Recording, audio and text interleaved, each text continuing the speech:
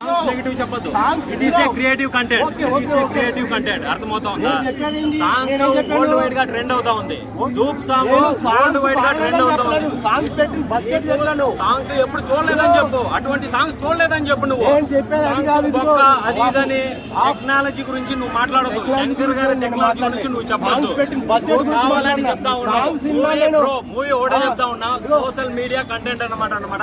Social responsibility, social ఎలా ఉండాలి, voting ప్రతి ఒక్కడికి అవసరము అనేదన్నమాట.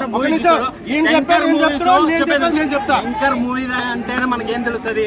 ఒక కంటెంట్ ఉంటది, ఒక సోషల్ మెసేజ్ ఉంటది అనమాట. ఈ సినిమా దగ్గర సోషల్ మెసేజ్ చాలా అద్భుతంగా ఉంది. అసలుకి రామ్ చరణ్ ఉన్న పర్ఫార్మెన్స్ అయితే ఇరగదీశాడనే చెప్పొచ్చు. అప్పన్న క్యారెక్టర్ వచ్చి హై లెవెల్ బ్రో. అసలుకి మనకు కావాల్సింది అందరూ ఎందుకు కోరుకునేది ఐటమ్ సాంగ్ లో ఎంటర్టైన్మెంట్ అది కాదన్నమాట. Social content. ఇప్పుడున్న సమాజంలో ఎక్కడన్నా ఎవరో ఒకరు చనిపోతే అందరూ ఉర్రూతలేకపోతున్నారు. గవర్నమెంట్ సరిలేదు అని. గవర్నమెంట్ సరిలేకపోవడానికి ముందు మనం సరిగా ఉండాలి. అదే ఈ సినిమాలో చూపించారనమాట. రామ్ చరణ్ యాక్టింగ్ అయితే బిగ్. సో ఎస్పెషల్లీ టెక్నాలజీ గురించి చెప్పాలి. Songs high level, minimum degree కూడా కాదన్నమాట. మినిమం డబుల్ డిగ్రీలో, డబుల్ పీజీలో, ఇంకా బెటర్ దాన్ యుఎస్ఎల్ ఎంఎస్ చేస్తే వాళ్ళకి అర్థమవుతుంది. సాంగ్స్ అయితే ఇచ్చి పడేశాడు అనమాట.